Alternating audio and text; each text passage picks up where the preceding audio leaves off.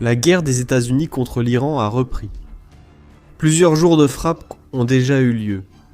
Mais il y a quelque chose de différent dans l'opération Epic Fury cette fois-ci. Il ne s'agit plus seulement de puissance aérienne. Les États-Unis ont tiré leur leçon et savent que le détroit d'Ormuz sera la clé du succès cette fois-ci.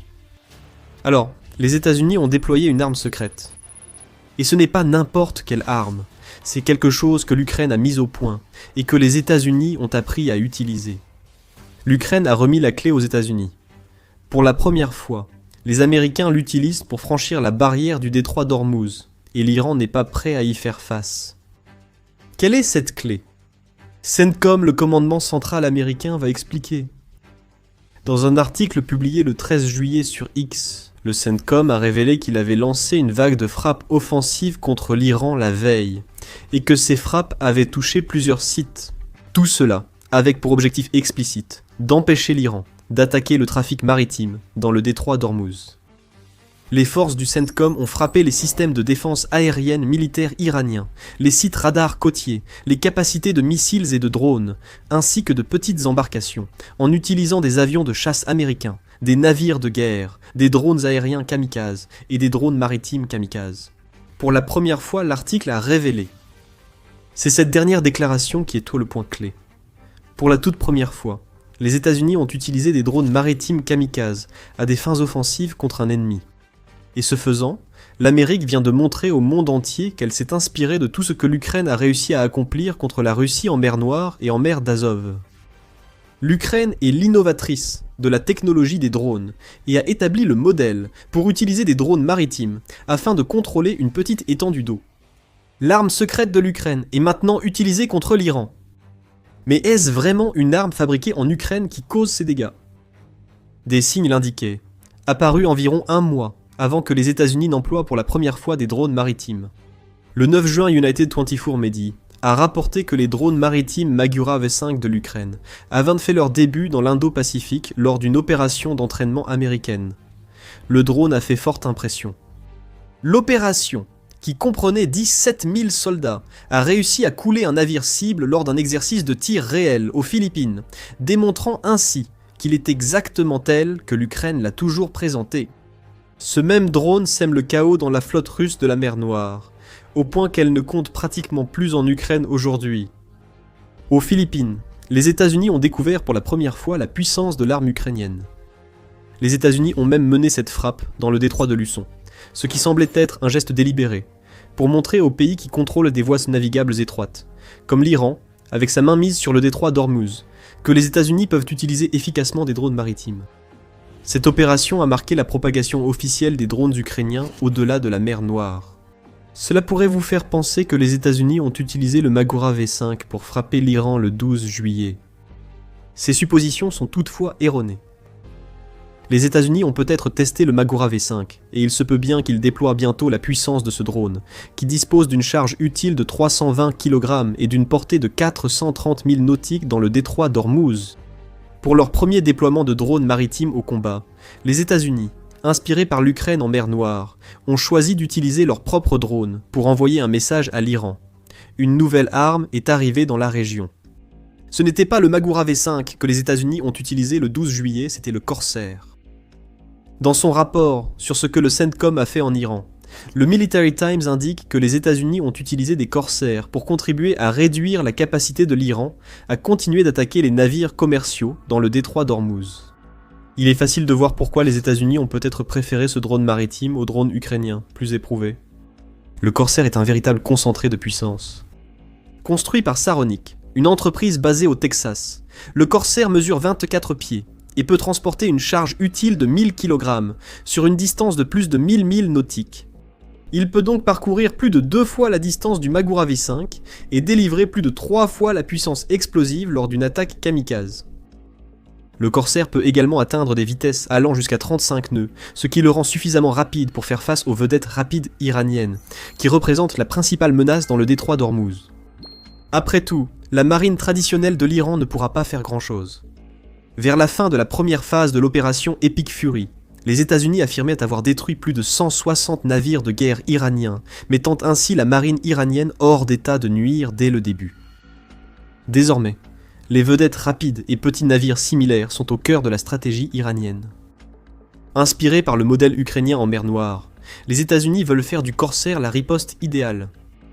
Vous vous demandez sans doute pourquoi les États-Unis ont préféré le Corsair au Magura V5 en combat. Le Corsair est plus puissant avec une meilleure portée, mais le Magura V5 a déjà prouvé son efficacité contre les navires. Cela pourrait laisser croire à un meilleur choix, mais le Corsair a déjà été testé. En fait, il a déjà été utilisé par les États-Unis auparavant, même si ce n'était pas pour le type de mission que nous venons de voir. La plateforme Corsair a parcouru plus de 100 000 milles nautiques, donc ce n'est pas comme si le drone venait d'être déployé en mer pour la première fois en Iran. Elle a également fait ses preuves dans d'autres types de missions, et ce, récemment aussi. Ce n'est que le 8 juin que les États-Unis ont utilisé un Corsair pour secourir l'équipage d'un hélicoptère Apache AH-64 qui s'était écrasé au large des côtes d'Oman, comme le souligne Task and Purpose. Cet hélicoptère aurait été touché par un drone iranien, et le Corsair a prouvé qu'il pouvait traverser le détroit d'Ormuz à faible risque pour sauver des soldats.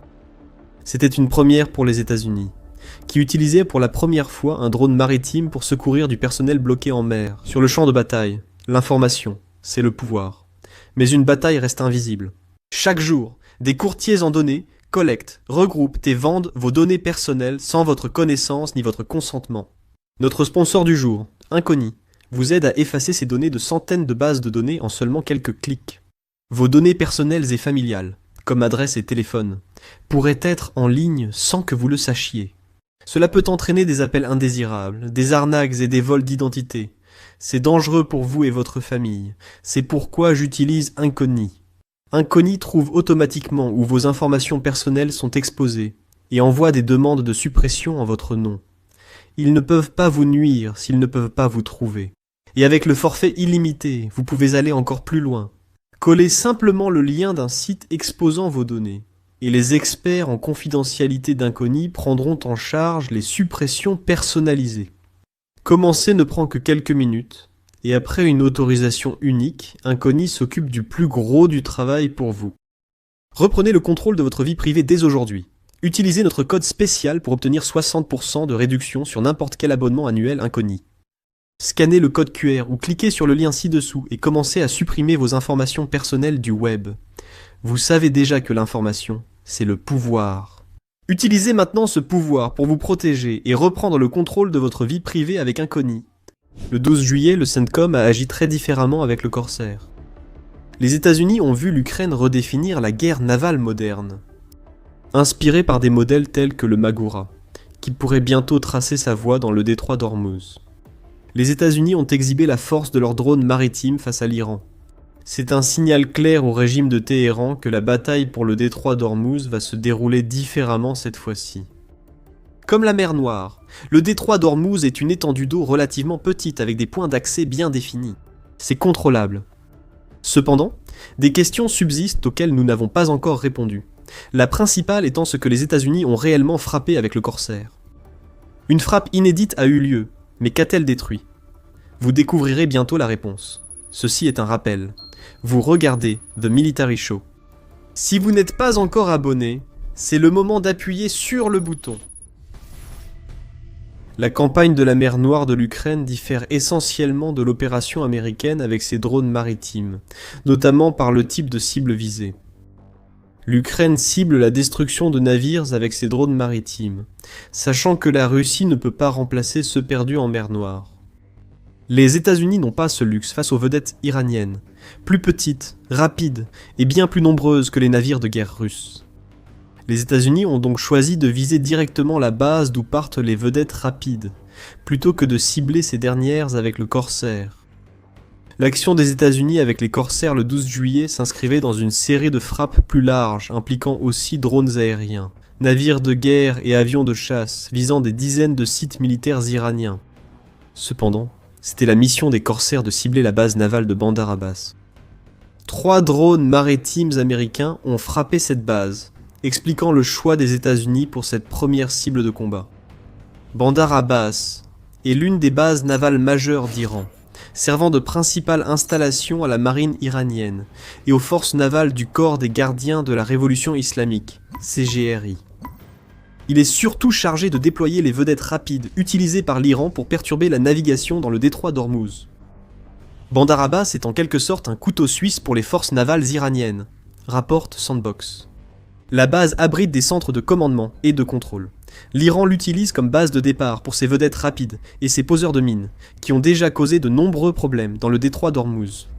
Il y a même des missiles situés sur cette base en particulier, mais surtout, et c'est peut-être la principale raison pour laquelle cette base a été la première à être frappée par les corsaires américains. Bandar Abbas est situé juste à la pointe de la courbe du détroit d'Ormuz, pratiquement en plein centre du passage maritime. La base est au cœur de tout. Aucun navire qui tente de naviguer dans ou hors du détroit ne peut éviter Bandar Abbas, et tout navire qu'Iran ne souhaite pas voir dans le détroit d'Ormuz peut être pris pour cible par des armes lancées depuis cette base en particulier. Les États-Unis l'ont attaqué avec des drones maritimes corsaires. Et ce faisant, l'Amérique ne cherchait pas seulement à détruire les ports intégrés à la base, mais elle s'assurait aussi que le risque posé par les systèmes de défense aérienne de l'époque soviétique et les missiles anti-navires chinois installés à Bandar Abbas deviennent pratiquement nuls. Sandbox indique que la cible américaine pourrait être les installations de réparation et de maintenance des sous-marins à Bandar Abbas. Cela a du sens pour éliminer le dernier atout naval de l'Iran, que les États-Unis ne peuvent pas détruire uniquement par des frappes aériennes et des missiles anti-navires. Cependant, les États-Unis n'ont encore rien confirmé au-delà du fait que la frappe a eu lieu et que des drones maritimes corsaires ont été impliqués.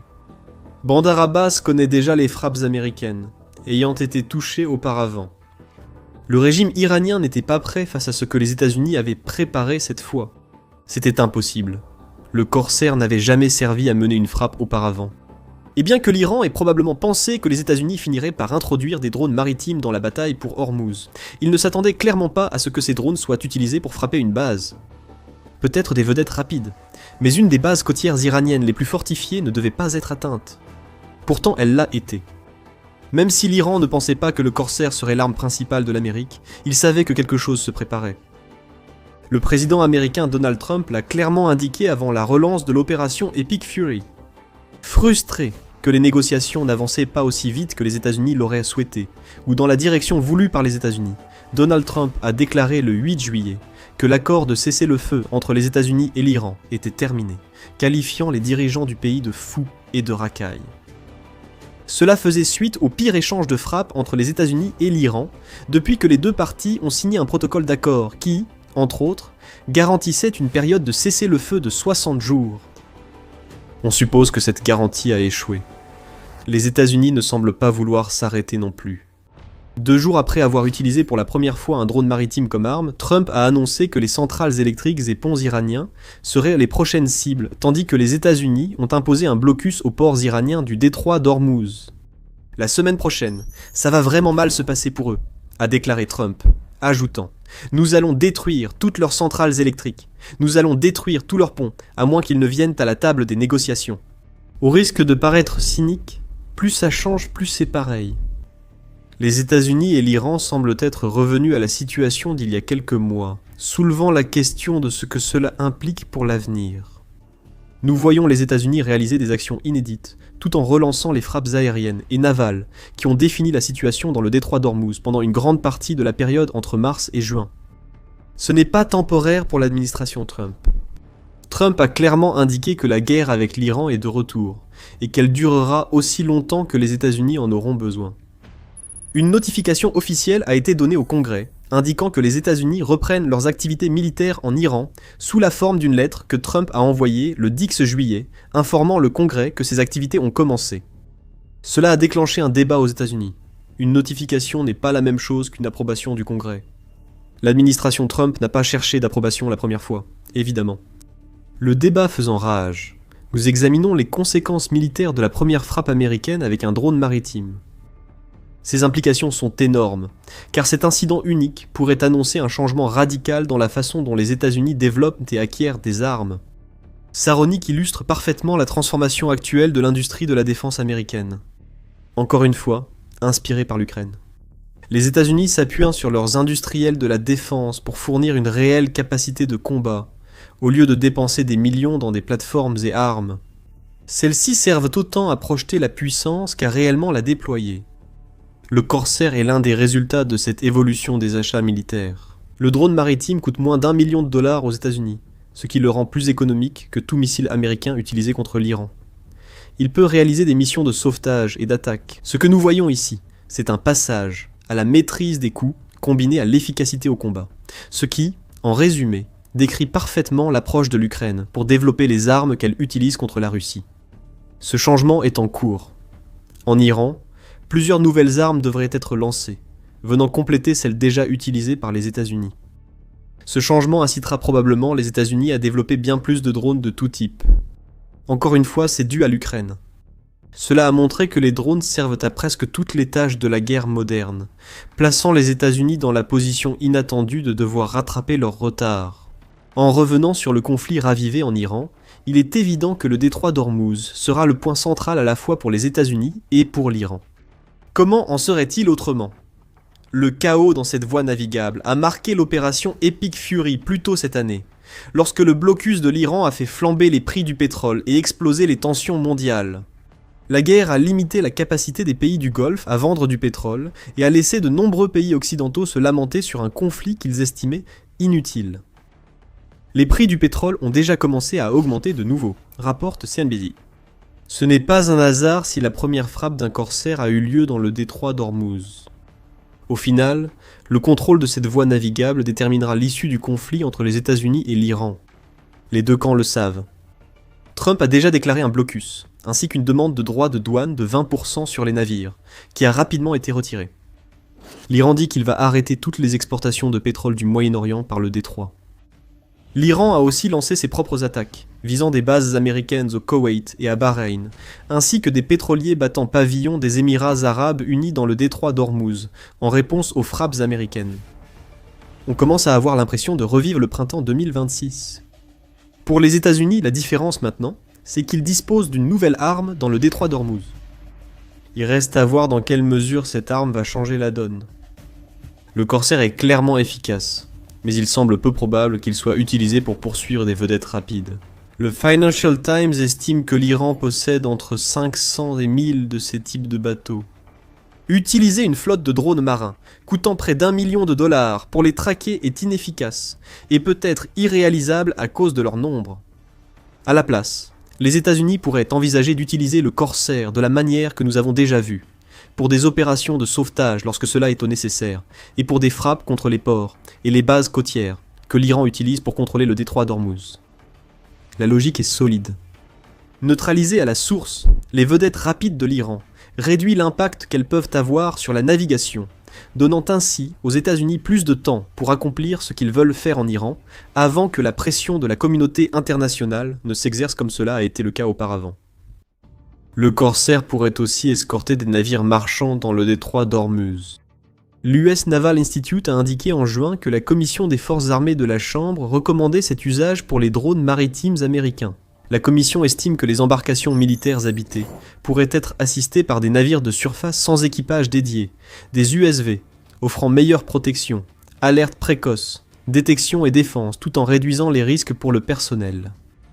Il est clair que le Corsair et possiblement d'autres drones maritimes sont inclus dans la deuxième phase de l'opération Epic Fury. Les États-Unis ont tiré des leçons de l'Ukraine et savent à quel point ces drones peuvent être polyvalents.